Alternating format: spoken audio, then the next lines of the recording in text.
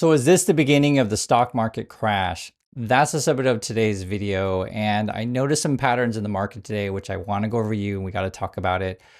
First, tech stocks are down. Inflation is sticking around and companies, they're trying their best to stay positive in this environment with this crazy tariff stuff that Trump is up to. Trump and his people keep all saying, hey guys, you're all going to be rich. It's all going to be awesome. And they act like the tariffs are a big money making, scheme for you, but it's really for them because you're the ones paying for it. Just want to make that clear. When you look at the chart of what's going on, you can actually just see it. Basically, tech got walloped today. Oracle is down, Nvidia was down, Tesla's down. You can see it right there. Some of the big movers today was Marvell was down, 18%. Dell was down about 9%. And when you look at it all together, you'll actually see a pattern. So what is it? Both Marvell and Dell, they were meeting Wall Street expectations in terms of like your revenue, these kind of things. But when it boiled down to what Wall Street didn't like and why the stocks are basically crashing is their data center growth is slowing. This is both for Marvell and for Dell, which is obviously connected because I've told you guys this before. There's going to come a point when companies are like, you know what, I want return on my money. You told me the AI is going to be awesome, and I guess we're all going to be making money on ChatGPT. You then invest in all the stuff and you build whatever data centers that you need. Then you realize, oh my God, I need power, and there's a problem there, of course. But there's going to come a point when you can't invest as much as you did before. You've already built said things, you just don't need any more, and you're already not making money on investment that you made. So what's crazy about this thing, and we can talk about Marvell. I think they said we're hoping things will be better in quarter 4, but maybe data center revenue is not going to be great. It's just going to be kind of flat. And then Dell was like, I think last quarter they had like 12 billion of data center sales, or server centers, I think as they call it. And then this quarter it was like 6 billion. So it's halved, right, than it was before. There's still money coming in, but the growth isn't there. And that's what Wall Street always wants all the time is grow, grow, grow. They want infinite growth. So herein lies the problem, and it gets really interesting. If you look at the Trump people, you look at the GDP numbers, etc., the Trump people are always bragging about, hey guys, look at all of this capital expenditure. Look at all these companies investing in America, et cetera, right? That's sort of what they're bragging about. But much of this investment is in data centers, for reals. And in fact, it's gotten such a crazy point to where like this construction of all these data centers is more than office construction. And you can actually see this chart in the New York Times. It's pretty insane. And it reads, AI infrastructure has overtaken office construction. Now, to be fair, a lot of people are working at home, so maybe you don't need to build so many more offices, but it just shows kind of where the growth is. So if the growth in our economy is data centers, and if there's a possibility, which I was seeing articles about this, that data centers is going to be a larger portion of our GDP than consumer shopping, like something doesn't add up. Like it just doesn't make sense. And then I see the Trump people bragging about, hey guys, look at how awesome, our GDP growth is. Look at all these companies investing in America. But it's like, you're investing in data centers, you're investing in AI, you're investing in crypto, you're investing in things that the basic end game is to replace human workers. Like it doesn't make sense. And I always have to point this stuff out to you guys. Now it is true. And this is going just from an investment perspective. It is true there'll be some people who make money off this stuff. If you believe that the AI is real, right? This is what you have to believe. And you believe that, this will help company margins and we can save money by, firing all said people. But I just don't think this is sustainable. This is my opinion on this stuff. I think there is a future for, data centers, AI, and cloud could be this kind of stuff. But how big is that future going to be? And what if companies end up not getting any return on their money and that stuff? And what if, Trump sends us to a crazy recession? Are you still going to see more investment? And again, in replacing people, that's how I see that. On top of that, if you ask consumers, consumer sentiment is down. It's like a 3-month low. Basically, people see that inflation is going to be higher in the future. That's sort of what they're predicting. So when consumer sentiment falls, it basically means I'm nervous about the future and I just don't want to make big purchases, right? I'm concerned about my job, these kind of things. And in any of these situations, right, when the Trump people say, hey guys, our GDP is awesome, The GDP numbers that came out this morning are impressive. The U.S. economy grew at 3.3%.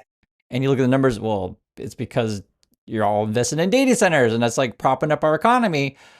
I mean, it just doesn't add up. And so what I always tell you is you will know your own situation. Don't let me tell you, don't let Trump tell you. You know how much stuff costs at the grocery store. You know how much your insurance bill is, you know the rent in your neighborhood, you know your fuel costs, you know all of these things. Just in terms of like the numbers that I see, when consumer sentiment is down and our economy is being propped up by, data center investment, I just think there's a real problem. And then this is sort of where I mentioned, like in the beginning of the video, would this be the market crash? If more and more companies come out in their earnings reports and basically say the same thing of like, hey, our data center growth investments and our data center, sales are slowing, we got a real problem, because that's where sort of supposedly all the growth in Wall Street is. It's like it's this massive bubble. And then it's even more crazy. They were bragging about today. It was like Lutnick was saying, hey, everyone, we released our GDP numbers on the blockchain. The Commerce Department, together with the President of the United States of America, have now put these record GDP numbers on the blockchain. So you've got the crypto president with the greatest $30 trillion economy in the world putting out those numbers on the blockchain. This is how the golden age feels. And I'm just like, okay, so why am I excited about that? So, and then they'll go on and say, well, but Trump's the crypto president, and we're all going to be rich on, Trump coins and crypto. I'm just like, okay, why am I excited about that? And this is sort of why it's hard to talk about stuff, because there's so much hype out there. And when people are making money off the hype, because you can make money in a bubble, you totally can, right? If you bought at the bottom and it, rose up the next couple of years and people just keep buying it, right? Because essentially what the sense of being is, I make money as long as other people buy the thing that I bought before, right? It is what's our word to say it? It's like a greater fool theory. I'm a fool for buying a bubble asset, but as long as I can find more fools to buy the bubble asset, hey, everything's jolly. Now, to be fair, and I always say this, there are certainly companies who are going to profit off stuff. There's certainly companies who make money, but this is where it's going to get interesting, where I mentioned in the last video, it was just reported in the Financial Times and other places that China really wants to get into, the chip making in the data center world, et cetera. And if their costs, right, come in much, much less than the USA, if they can do it more power efficient, if they have more of the rare earth materials and sort of the stuff they need to make said things, it's going to be really, really tough for the USA. And I was thinking about this, Trump, they recently made a big investment in Intel, or well, that's not right to say it. They said they're taking a 10% stake in Intel, and they're talking about possibly, is the government going to take stake in Lockheed Martin, defense contractors, et cetera. And now just talking out loud, I wonder if they're going to start talking about other types of companies, because today there's more warning signs in the market. It was Spirit Airlines. The headline was like, hey, we just declared bankruptcy for the second time in a year. And I'm just like, how's that even possible? I've never flown Spirit, so I don't really have much opinion on that, other than I know it's a low-cost carrier. And every time I turn to the news, like, there's always Spirit people sitting in line and they're always angry, et cetera. And I'm always like, I'm never going to fly with Spirit. And I think a lot of other people are like, probably saw the same news that you saw and I saw, and are like, yep, I'm definitely never going to fly for Spirit. So therefore, they're declaring the second bankruptcy in a year.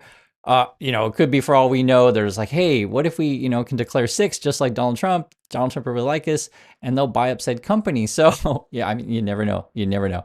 And full disclosure, the airline situation is always an interesting one, because it actually, and this is where it gets tricky. I do want a free market, right? I want the best companies to survive. I don't want necessarily governments to pick winners and losers, but in some cases, you actually do need the government to subsidize some industries, because it does help all of us. So you could certainly make the case that airlines are infrastructure. And if the government invests in better infrastructure, you can vitalize business all around the world. You can, make it better so that better airports, attracts more international people to come in for tourism, et cetera. So I'm not against necessarily government investments or subsidies. I know it gets tricky, but outright taking control, then installing your person in, or insider trading of like, hey, my buddy's got an airport or airline that needs help. Can you help out, Mr. Trump? It sets us up for a whole crazy situation, which I don't want to get into. And that's why I said that this stuff gets this complicated. But the main thing I want you guys to get out of this is to just understand sort of why things move and when they move. And I know people often ask that. There's another thing going on also. Uh, the tariffs. I just saw it flash in the news, and I'll make a separate video on that because I literally just saw it right before recording. It looks like the tariffs have been struck down in court. I think it's a lower court. This will probably go to the Supreme Court because the whole thing is all about, does Trump have the power to just do tariffs whenever he wants? I'm going to say no, he doesn't. But that's why it's going to go to the court, and it's all based on Trump saying, "Hey, it's all an emergency. We got to put tariffs on everything." But then the end game and sort of the results just don't make sense because Trump says, "I'm going to put tariffs on everything to attract all this, investment stuff, etc." And then the investment ends up just being a bunch of data centers that props up a bunch of numbers in our economy, but it doesn't make sense because if the Americans are a consumer-based economy and we're talking about replacing consumers and workers with data centers and AI or whatever, like nothing adds up. And so I just don't see this ending well. That's my opinion on this stuff. And so, if you just want to talk about money in general, if you want to put money in the markets, your safest bet is an index fund. If you want to be more safer, you can get like a balanced fund where it's, part bonds, part stocks. Pay off your debts, make sure your work is secure, make sure you're always got your feelers out there. At the moment, everything I see in the news, it looks like companies aren't hiring, but they're not necessarily mass firing either. That's what I've been seeing. But I mean, that could change anytime. So, this is sort of where we're watching all this stuff together. I try my best to just tell you guys what's going on. And, one thing I'll just say, you can't trust much what comes out from the Trump people. I mean, this is honest. And ultimately, the markets do pick up on this stuff, be it the bond market, be it, individual company earnings. And it's hard to hide all of this stuff forever. So if indeed everything's popped up by data centers and that stuff is slowing, man, I'll just tell you, look out below. So that's my thoughts on this. I want to hear yours, and I'll catch y'all in the next video.